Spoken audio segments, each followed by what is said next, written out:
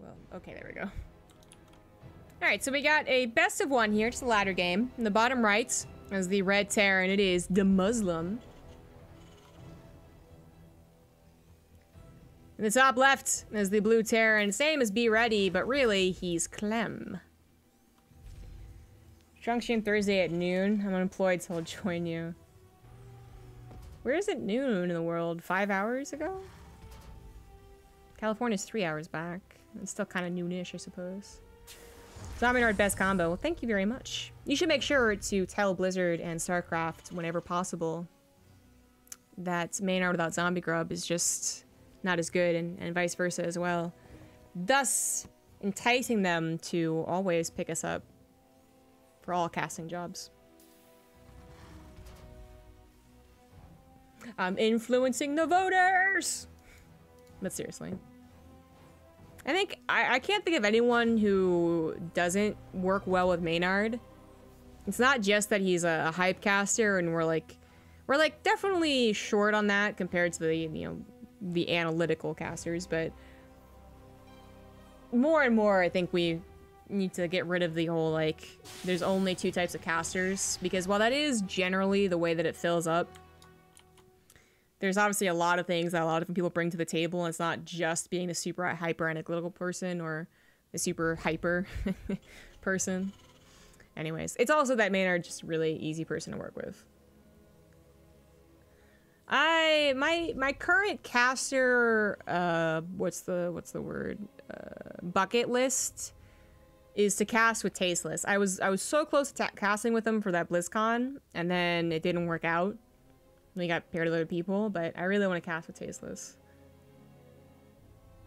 Credits received. And before never we're the same event again. No. But I like Maynard. Thank you, CX, for the $13.06. Really enjoying your casts. Thank you very much. If there's one sure way to get people to do more of something, it's to pay them to do it. Just kidding. Actually, I'm not kidding. It's totally true. But also, I really appreciate it in general. So, TvT. I kept my eye on things. We had nothing interesting start off with. Clem was the one that scouted. I think DeMuslim skipped the scout, which is a little bold from him. A little bold, but Clem was not too raxing, so it's alright. So, no one went for the factory expand. I believe they both one rax expanded, going up to the starport at this point. Command center just a little bit later there for Clem. Something happened, but going into the Hellions here. We'll see if he goes into more than two. We have the same thing for DeMuslim. Certainly a way to open. But as far as like how common it is, I would say like, what, like 25% of TvTs? So it's kind of funny that they're both doing the same opener here. But the starport is faster for Clem. So maybe Clem did go for factory expand, but a very, very quick one. I just wasn't paying attention, that's fine. Yeah, he is finishing up his tech labs. And we do have DeMuslim also going for tech labs, which really, it's very difficult to do anything else with your factory and starport. You want to get to the Cyclone or tanks eventually. You want to get to Ravens 9 times out of 10. You're gonna get the tech labs there. So 4 Hellions. So 4 Hellions for Clem, actually, and then DeMuslim was the one that only stopped at 2. We do have some openers that can get awfully aggressive, especially, for instance, DeMuslim, who hasn't scouted Clem, wouldn't know if this was like a serious committed, 1-1-1 off of one base, or if this was something where Clem was about to hit him with 3 Hellions and 3 Reapers, because that attack can be deadly to someone who is doing the old, oh, 2 Reapers into a Hellion and then a Cyclone. Like, you'll die to someone who's going more aggressive with those earlier starter units. But if you can get out a decent number of Hellions, if you can have that Hellion production in general, then even if Clem were actually coming at him much, much sooner, he'd probably be able to hold. But he's willing to trade off faster. Nothing was on the way. Nothing hit him that he had to be concerned about. Now there are 4 Hellions and a Reaper coming forward, but this is where Defender's Advantage really kicks in, and the way that DeMuslim specifically has set up his Defender's Advantage. So, a nice wall, so that Hellions, God forbid they get that amazing shot that they really should never get, and they're definitely not going to get it here. In fact, they will take a tank shot to the face if they're not careful. Raven comes forward, very aggressive with these first Ravens. but you're totally capable of doing it. Just like a lot of the time, a lot of TvTs that we see, that we play, the safest thing you can really do is that like 2 Reaper into Cyclone, into Double Raven, into Reactor Vikings. It's a very like stock standard build. Save you in a lot of scenarios and also has a decent push with it. But the whole idea, when I'm bringing it up, is that when you do have 1 Raven, there actually should not be anything around to kill that 1 Raven. It's later on, all right, as you see Clem go for double Vikings, right? It's later on that you don't want that Raven to be in a dangerous position, basically. You want to wait for your own Vikings, or you want to have Marines and a Cyclone underneath it, right? So that's what the situation is right now. DeMuslim's going for the push with Vikings up behind it, taking care of the Hellions so they don't get to run by. He's really nice, actually. And Clem is also going for that type of push, but his Vikings were faster.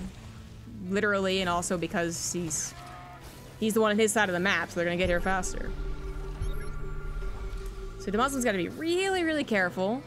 They both are scanning each other's armies. Certainly one way to get ahead in this type of battle, where you both have very similar armies, is to be the one that surprises the other. Either the positioning is very surprising, or you just, you know, didn't think they'd be so forward. It can also backfire in some scenarios, but I don't know how it's gonna go. Auto turrets are placed down as Clem's Raven was interference matrix. Really nice grab there from DeMuslim, but he had his interference matrix on his tanks, and then auto turrets were finally slapped down by Clem. His engagements are mostly about that Raven usage, and that did impact that one very much so, right? If you can take your Raven, your opponent's Raven out of the equation, sometimes it is just like instant, easy peasy GG, but you know, Clem had that extra tank, he had those extra Vikings, and Vikings on the ground do quite well when the overall army supplies is pretty low, right? 4 Vikings on the ground against 60 Marines, not so good. 4 Vikings on the ground versus 2 tanks and 5 Marines, actually okay. So they both just trying to trade blows there, but who comes out ahead? We have DeMuslim with a Raven, 4 more workers, but he is down to that army supply. It took a little bit worse of a trade there. But the Raven is so absolutely critical that as long as it gets anything done here, so 1 interference matrix, for instance, on a tank, could be the difference of life or death. It's going to be very difficult to keep that Raven alive, though, as they both have a decent number of Vikings, and that Raven is still a little injured. That could be sniped without DeMuslim realizing. DeMuslim does have a decent setup, but they're both still waiting on the Marine production. Actually, Clem goes for a very fast second factory. This is the fastest second factory that I've seen. Actually, what is Clem doing? He does already have Stim. This is really weird. Huh. Alright, so we'll go into that a little bit later. We have an attack right now. So the tanks are getting some decent shots off on the SCVs, right? Not the biggest deal in the world, but it's something. It's denying half the mining off the 3rd base. The Viking control, though, does go in favor of DeMuslim, even as Clem rallied in a few more. But as the aggressor here, he does not only have some denied mining going on for him, he also has the safety back home. Now, give it a minute and a half, and there could be Marines and medevacs flying to your side of the base, and you're going to regret sticking around here. But for now, he does have control. But once again, losing that Viking war, not catching DeMuslim, you know, not producing the Vikings and falling behind. This is going to go rather well for DeMuslim, but he moves in as the scan happens, so 2 tanks go down. SCVs are pulled very awkwardly. Very, very awkwardly. I actually am not sure what DeMuslim's paying attention to. Okay. I guess he thought the scan would just disappear, and it took a while longer than he thought. The Vikings do land, clean up 1 tank, but not the other one. Now they're all injured, too. It's 3 Vikings and 3 Vikings. Now 3 Vikings to 2, 1 on the ground. All right, that does go well for Clem. Little scuffles here and there. Clem's still not retreating from this, by the way. So few units. There, DeMuslim finally realizing there's a ton of Marines here. He can go ahead and clean this up. Behind all that, again, Clem's so confident, and now still confident. He sees that the army's still over here. He grabbed a 4th base on location. And a TvT, that's pretty bold. And while the second factory being much faster than I'm used to seeing, I thought could contribute to a lackluster mid-game. We do now have 5 barracks with all the reactors pumping out here. He's equal on upgrades. It ended up not being so bad. But that second factory was before the 4th and 5th barracks was done, before the 3rd and the 2nd and 3rd barracks had reactors. That was insanely fast.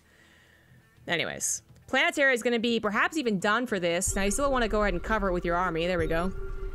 Or will just be free fired on by the opponent's tanks. Double set star for Clem as well, so he should be really feeling quite well set up in this game, as long as he can stop his planetary from being hit, which he does.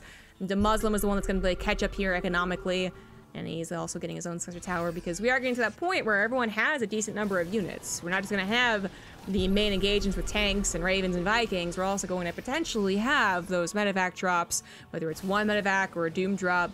Everything can kind of set you off, because you're supposed to be focusing entirely on the main push right now. A couple of Marines going forward to try and get some scouting. Wants to see if that 4th base is done, probably is what that Marine's job is. Yeah, I just headed right towards it. Although, this would probably be the 4th base. Anyways. Viking's a little too greedy there from Clem, but he does still have the Viking control. DeMuslim realizing there's not much he can do to push forward here. Clem gets away with that 4th base on location. Pretty nice for him. Clem's also up 6 workers, which is nice. So DeMuslim going to take the next step of TvT. He's going to go into more starport production, which really is the next step. A year or two ago, I think this was a step only taken at a much later date. We had a lot more back and forth, a lot more attempts to kill your opponent off Marine tank. But yeah, nowadays it's like, oh, we can't kill each other? Okay, let's go into Vikings. And then we have a classic struggle. Either the struggle of one-upping your opponent's Viking count, which is great, totally cool. It's awesome seeing one person have one more Viking and win. Or the, like, okay, well, you might have more Vikings, but I have the superior mobility and I have the better concave, right? That's what we're going to be getting into. But it is important to note that DeMuslim's going to be winning the Viking War shortly, whereas Clem is still kind of like stuck on that mid-game Terran production. Only 1 starport through 3. We'll eventually see the Vikings into Liberators and maybe even some Ravens. They also have a slight lead in upgrades for DeMuslim, but I doubt that's really going to play a part here. His +1 tank weapons will be considerably faster, and that's nice, but usually not what really changes the battle. Clem now adding on his own double starports, but also adding on a lot of command centers, because we're getting to that point. All of them are going to be banking a lot of money. Nice positioning on those tanks there. A little too far forward, those Marines. Ooh, okay. Can't tell if that was an AI thing where he thought maybe he could snipe a tank before those Marines would take a bunch of shots, but they were quite injured. Those were some nasty shots to take. Anyways, now this 4th base is being sieged a little. This is what Clem had to avoid from, stop from happening, and DeMuslim was supposed to stop from happening, but he was a little late to the party, so his planetary, only being hit by 1 tank right now, is still repair that he has to focus on, so it's a bit of a bummer. And this is just going to be an almost impossible point to break. I mean, what are you going to do? Go through this choke? No, you're not. In this case, though, maybe he just waits for a couple more Vikings, a couple Liberators, and he'll go ahead and force Clem to pack up and go home. Or at the very least, stop attacking his damn planetary. Oh, no scan from the Muslim, so that tank does get some nice shots off. Here comes the Viking horde, though. There we go. I was like, yeah, the Muslims making this for a while. Where are they? They come in. Now, they show themselves before they have Liberator support, so this won't get a couple of cheeky tank kills because the siege is very slow. In fact, it actually kind of turns around on the Muslim there. Loses like 3 of them to Marines as he was paying attention to this army to the north. Okay. But that alerts Clem, you know, like, okay, he wasn't already aware. We're both going towards that mass air, and we both are going to have to keep really close attention on our Viking count and our Viking control as well, because those things, they have that thing that a lot of units do, where they're not the major part of the army. That belongs to the Marines. The Marines are the major part. They're also the most mobile part. So you have these Vikings that are sometimes too fast for the army, because they go over structure, terrain. They're also too slow sometimes, and they get picked off when you're retreating or something like that. It just, it can be hard to control when a lot of TvT around this point is still trying to outposition your opponent. You're still trying to force siege ups in unideal situations or late siege ups, and then on top of that, making sure your Vikings don't fly over something stupid. It does come down to a lot to control, but still so much about positioning. As I said, as the Muslim finds himself a little low on those tanks, Clem tries to take advantage, but the tanks were just a little behind. Clem is forced to retreat. Still grabbed a couple, is nice to see. DeMuslim on his way to Ravens. There now Clem as well. DeMuslim's already done this +3 attack, but never started that +3 armor. And Marine battles are so big, they're still the majority of what you got in your army. Even though we are going to start talking about who has the better Dorito dust, right? Who has the better concave. So all things that matter. But TvT often does come back down to the humble Marine. And how many do I have over you, and how much they catch you out of position. I say the humble Marine, but we all know Marines are pretty damn good. Alright, we have the Dorito cannon being shot forward here on pretty much everything of Clem. So his Marines go down very, very quickly, but there's so many tanks from Clem left over that they'll go ahead and hold the line for now. The Viking war is barely going to go in favor of the Muslim, it looks like, but 4 more Vikings join up, so it actually go in favor of Clem. Okay, interference matrix should probably help here. There we go. So it goes back to the Muslim. Still, it's so damn close that I don't think it really matters here. They both are continuing to produce from their starports. They're just looking for grabs whenever possible. So the tanks hold. Good job to them. Army supply is still even. Very, very close game. But remember, Clem built a lot of command centers a while ago, where DeMuslim only really built that second one, the 5th right now. So finally adds on another one. These are his starports, and yeah, that's his extra command center. So Clem, he's got 2 extra orbitals. He's got his 5th and his 6th about ready to go here. And he's potentially going to get ahead in that economy, and no one's really been trying to stop the outward expansion. It's just been that Clem has been on the offensive, so he's kind of naturally stopped the Muslim from spreading himself around base-wise. The Muslim, maybe if he had a single drop going around, could have stopped this or at least delayed it. Not the case. Been focused entirely on defending his own bases, defending his army. He does have a slight army supply lead, as Clem might be getting that better economy, but that's when it starts digging into your army. Oh, nice anti-armor missile on top of all those Vikings. Now, the weird thing about the Viking wars when it comes to the anti-armor missile is that there's no doubt, there's no argument that the anti-armor missile is damn good. It's always good. There's never a point where you're like, ah, who cares? It is kind of weird with Vikings, because Vikings overkill quite, like, badly. And that is, you know what overkill means. Like, basically, all of them will shoot one weak Viking, right? They don't just automatically go to the other one, because they have a slow attack. So when they attack an already dead unit, that's a long time before they attack something again. So sometimes that anti-armor missile doesn't mean as much as the person who still is, has more Vikings, for instance. Now, this is a very bold move out from the Muslim, who went through the middle of the map into a center tower range, yet actually managed to get away with it. Clem was kind of almost going for a bit of a surround, but on so much different, varied terrain that everything kind of just went around on him, turned on him. And he did lose that right side of the army, also lost positioning here. These tanks, a single Liberator would be able to clean them up, or a Marine drop with medevac. Clem does move these tanks on the high ground forward, and these are the ones that kind of started what looked to be a good fight for Clem. Now still holding the reinforcement line, potentially? No, actually. They are lacking the vision, I think that is. Yeah, absolutely. Single Viking.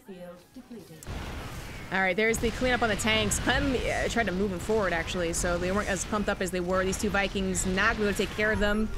The Muslim worrying about pushing, finds a planetary, and he doesn't have that many Marines, so we can't just instantly gun that down, especially because both of them do have that building armor.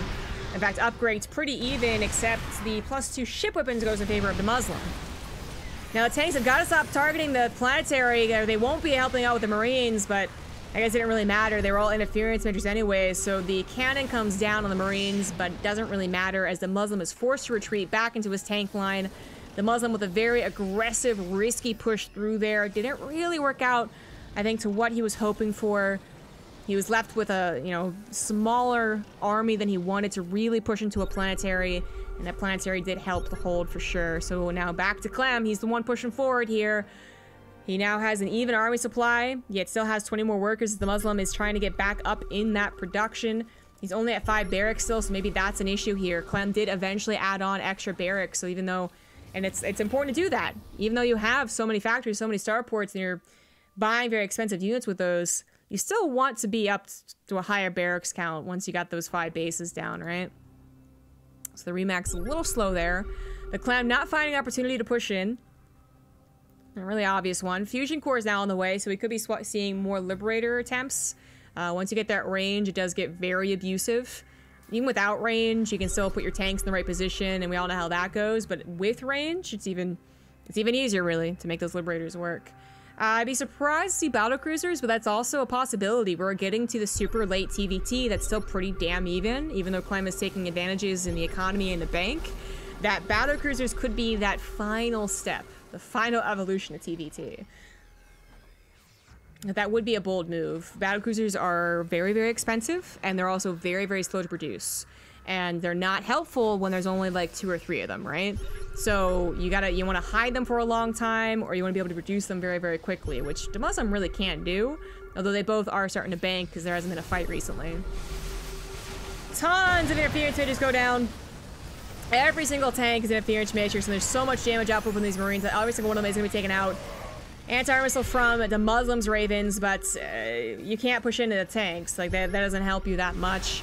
Unfortunately, maybe the air war has just gone too far in favor of Clem to hold on here. 17 Vikings to 9, definitely not the case. I guess it's more just that Clem was in position to utilize his air army, and DeMuslim was a little late to the party. DeMuslim should be winning it. Not just 17 Vikings, but also 7 Ravens to 3. He'll get his opportunity, I think, soon to go ahead and interference matrix every single one of those tanks. There are the Liberators, both maxing out their air army upgrades, by the way. This is a dangerous position to take, as you can see. In fact, Clem just avoided taking his entirely. And instead is going for the bottom left. Viking War does go in favor of DeMuslim, as expected. The interference matrix is being thrown down just to save each other's tanks on the front line. Ravens going down, Vikings going down. Very heavy losses for both players. DeMuslim being cut down to size a little bit, only winning the Viking War by 3. Still has 3 Ravens, though, to Clem's none. Speaking of things that are slow and expensive to produce. Liberator range is finally on the way as well. He's got more command centers. He has been the one slower to expanding, but his trades have not been bad. It's just really reflecting in that bank, and you can see. Tanks in the mineral line will make this mining pretty inefficient, but the idea is to stop these tanks from denying mining. It's not really working out as DeMuslim would hope for. He would have loved to have been in Clem's position, basically, right? With this base taken and this base taken, but it's Clem who's getting really, really aggressive. He's taking this bottom left base with nothing to be done about it. But can Liberators bring it back here? All you need is one strong position to break not just the economy of your opponent, but also the production line, and suddenly the game turns around. That might just be happening right now. Once again, going to the middle of the map, tanks... And the entirety of Clem's army just awkwardly trying to follow suits, but tanks in the middle going down here very easily. Tanks in the high ground also going to be taken out, but after getting a couple of decent shots, the Marine count getting a little low there for DeMuslim. Also, as Medevac's taking shots from the Vikings, as he's, for now, right, there is definitely some box moving there. Now they've got the hotkeys back under control. He's going to use just his Vikings. We can see the Ravens do go down, but the Viking War absolutely goes in favor of DeMuslim. 17 to 6 at this point. 8 tanks to 2 as well. Clem, where is your army? It's right now just in those Marines. He's got so much more producing here. I don't think anyone went for a 3rd factory at any point, but he's still producing 2 tanks at a time and 6 Vikings at a time. He added more starports at some point. That's what's very close to being sieged, along with those extra 3 barracks production. DeMuslim finally finding the position to actually put the pressure on Clem when a lot of this game has actually been the opposite. Clem hasn't found the big openings, hasn't killed a bunch of bases, right? But he has been the one that's actually controlling the game and choking DeMuslim out. And now it might just turn on him. But even if this position is compromised, don't forget that Clem has so many extra bases. He has time on his side, theoretically, but all it takes is one good fight. How's it gonna go? DeMuslim is being concaved on, but it's just such a good army here. I mean, he had his own concave, right? And so many tanks. There was such a depth to DeMuslim's army. He won the ground war. He won the air war. And while, again, Clem can try and continue to take fights like this because he has the economy, he has the production, DeMuslim also is not that far behind on it. They're both back to a similar bank. DeMuslim now has the freedom to expand and also does have the Liberator range that he can maybe start abusing now that he won that Viking War so handedly. Doesn't look like that's happening. Looks like Liberator's going for some harassment, in fact. It's not a bad idea. And calm before the storm. Everything chills out for a second. Liberator, well, I guess could have abused its range more. Oh well. Bit of a mistake there. Barracks are now fully compromised. Every single one of them is going to die or be moved. But DeMuslim having room to breathe here could also be taking this space. Unfortunately, just still hasn't checked the bottom left. And Clem's actually gambling that he hasn't checked it, so he's turned into an orbital, not even a planetary. Clem still has that worker lead, which is every time we've seen a maxed out fight, it's gone directly into the army supply. Part of the reason that DeMuslim probably won that last fight. But another attempt to break here might not go that well. So many reinforcements even at the last second. Clem not realizing they were that close. Digs a little too deep, and while he wins the Viking War, what is he going to do with it exactly? He has very few Marines, very few tanks. He's still hovering on the same supply, but that's a lot in the workers. And in Vikings, that don't actually help in this type of scenario as much as you would hope for anyways, right? If they're recovering Liberators, or if they were... could land on the tank, something like that, right? Then they'd be fantastic, but for now, they're just saying, like, aha! You can't use Liberators against me. And I do have vision, but everyone has so many scans, it doesn't really... It's not actually... It's not going as well as you would think. There's not a lot of time that Clem has, a lot of tanks he can use to do the whole slow siege up thing and hope the Viking vision gives him the benefit, because he doesn't have that many units, and also DeMuslim just keeps scanning them anyways. So right now, it seems like the ground army presence is working out better for DeMuslim, but you never want to completely give up on that air control. That's when things start to really bite back. They do get Liberators, they do get enough tanks to start slowly siege hopping forward. Or their Raven count gets extremely high, and they get interference measures everything, which is what DeMuslim does to Clem. To take out that top side of tanks, it's a very vulnerable spot when you take out even just one or two of those tanks. That's exactly what happened. The Marines break through on top of some production and gets another tank, maybe another Viking. A little bit of a bold move there. But there was a compromising position through the choke. This tank was getting a lot of shots off. Muslim just rallying forward, usually a very dangerous thing to do in TvT, but when everything is just so much about this main attack, then more power to you. There's no way, well, actually there is a way that Clem could try and go for like a doom drop full of Marines, but it'd be an insanely risky thing to do, and he'd have to hit the production as soon as possible with it, right? And you need to force a base trade, which he probably wouldn't even win. So it's not really something that DeMuslim has to worry about. It's why he can rally forward. At this point now, DeMuslim realizes he took this base, so there's a couple of Marines we would deny that. Just literally 5 Marines will take care of it. He's pushed past what was the 5th base, I think, or something like that, into what is the 6th. I don't know anymore. What base number is what. Tanks were focus fire on the planetary, but they turn around and now slaughter the Marines of Clem. Here comes one single Liberator to save the day. The Marines are on it. Are they barely gonna be able to kill it? They barely get that one, but this one's actually it's still so healthy. God, okay. And one-shot Marines, but whew. It was just barely enough Marines. Oh, plus this base was being attacked. There you go. And this one was going to be slowly sieged up on. This was also an orbital Clem. So greedy on these extra bases, but it was the main fight. Not